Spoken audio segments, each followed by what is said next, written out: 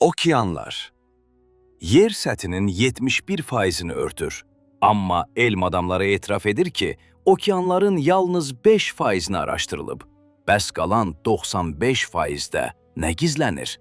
Hazır ol, çünki indi eşidəcəklərin ağlını başından ala bilər. 1. Okeanın dibi Marsdan daha az öyrənilib. İnanılmaz səslənsə də, insanlar Marsın xəritəsini okean dibindən daha yaxşı bilir.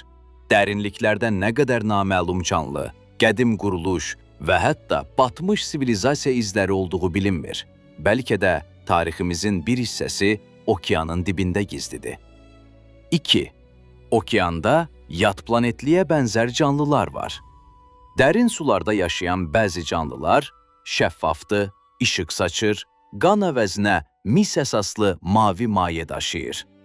Bəzi alimlər bu canlıları görəndə deyib, əgər bunu filmdə görsəydik, real olduğuna inanmazdıq. 3. Okean səslərlə doludur və bəziləri izah olunmur. Okeanlardan gələn sirli səslər qeydə alınıb. The Bloop, Julia, Upsweep. Bu səslər o qədər güclü idi ki, minlərlə kilometr uzaqdan eşidildi. Mənbə isə hələ də dəqiq bilinmir. Buzların qırılması, naməlum canlı, yoxsa başqa bir şey. 4. Okeanlar öz yeraltı şəlalələrinə malikdir. Okeanın içində duzlu su axınları. 1000 metr hündürlüyündə sualtı şəlalələr var. Dünyanın ən böyük sualtı şəlaləsi Danimarka boğazında yerləşir və Amazon çayından 100 dəfə güclüdür. 5. Okeanlar iqlimi idarə edir. Əgər okean cəryanları bir gün dayansa, Avropa donardı, tropik bölgələr yanardı, yer üzündə həyat ciddi təhlükə altına düşərdi. Okeanlar yer kürəsinin gizli termostatıdır. 6. Okean bizi tanıyır, bəlkə də.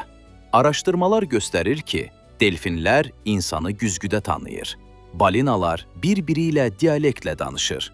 Ahtapotlar problem həll edir və qaçış planı qurur. Bəzi alimlər düşünür ki, insan xaricində ən ağıllı həyat okeanlarda ola bilər. 7.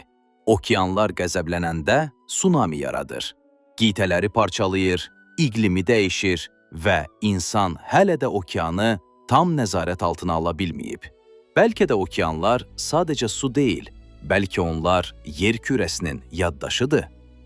Əgər okeanların yalnız 5%-ni tanıyırıqsa, qalan 95%-də bizi nələr gözləyir?